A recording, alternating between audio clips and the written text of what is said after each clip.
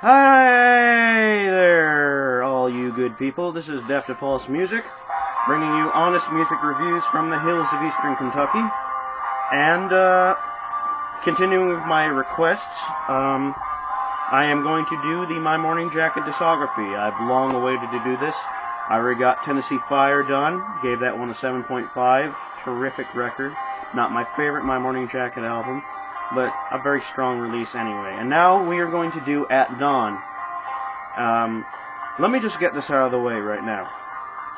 This is not my favorite My Morning Jacket album. This is not my favorite My Morning Jacket album.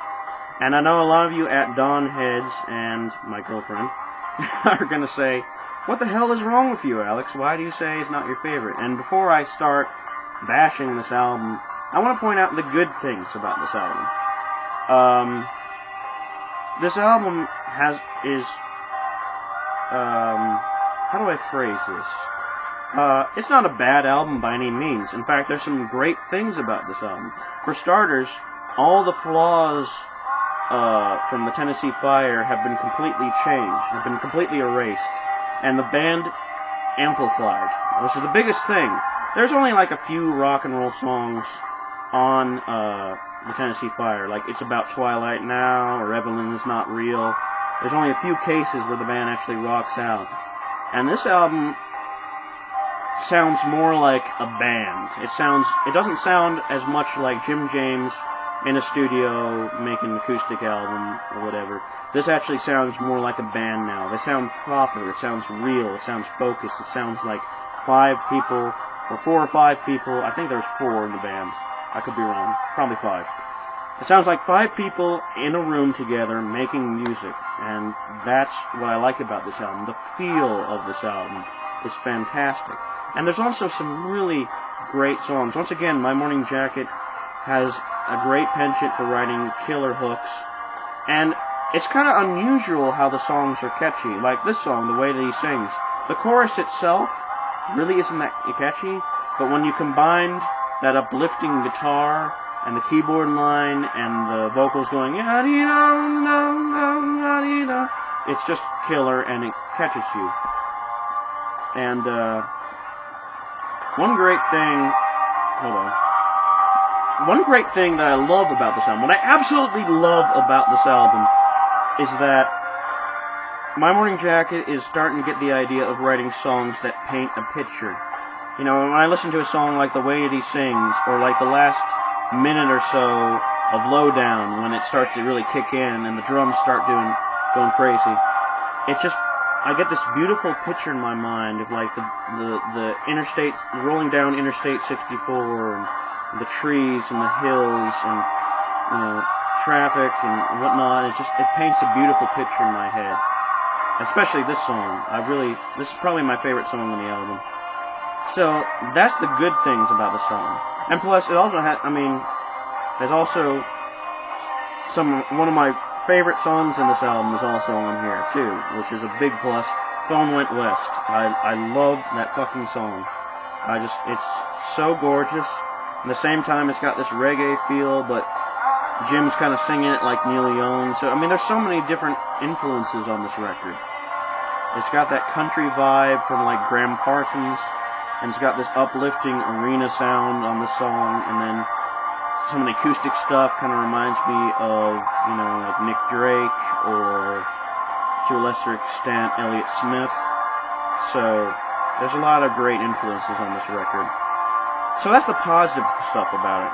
But my biggest gripe on this album, it is way too goddamn long.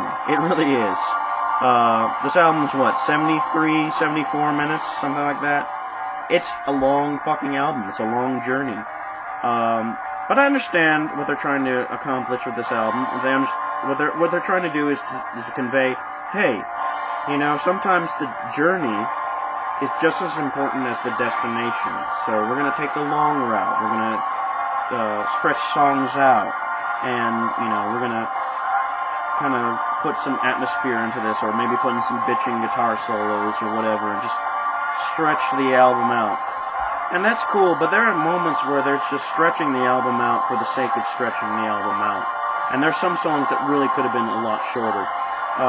If It Smashes Down, the song where Jim's just kind of warbling with a banjo, yeah, it's cool, but it could have been 3.5 minutes. It didn't need to be 7 minutes.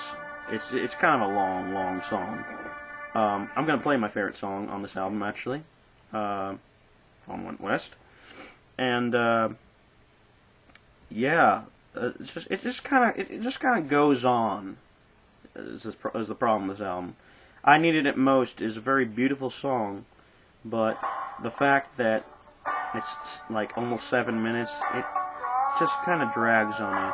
If you're in a really kind of depressing mood, then this album's perfect. But I'm not always in a depressing mood. I kind of want happy music sometimes, and this album really isn't that happy. There's a lot of depressing, introspective sounds on this album. So that's my main gripe. It's not my favorite My Morning Jacket album. It's actually my least favorite one. But it is still essential listening if you're wanting to listen to My Morning Jacket. It's still a really good album. So by all means, pick it up and just, take what I say with a grain of salt. So, originality, well, My Morning Jacket borrows from a lot of bands, obviously. From the alternative, there's country, there's R&B on later releases, and there's obviously folk, and of course rock and roll. But I think what they do with the sound is very original. There's really not a band that sounds quite like them, anywhere. There may be a few, like Flaming Lips, but I don't think the Flaming Lips ever wrote something as rocking as, say, Anytime or Off the Record. Flow of this album, it kind of loses it near the end with the longer songs, and sometimes there'll be like 2 or 3 really beautiful acoustic songs in a row, and then Honest Man will come out and be this kind of low-down rock and roll song. It's a good song, but it just kind of disrupts the flow. So the flow is kind of schizophrenic in a way. But that's my opinion. I could be wrong. This is Deaf to False Music. I'm going to give this album a 7 out of 10. Not my favorite Jacket album, but by no means bad. So anyway, this is Deaf to False Music. At Dawn, 7 out of 10. I hope you enjoy my review. Peace.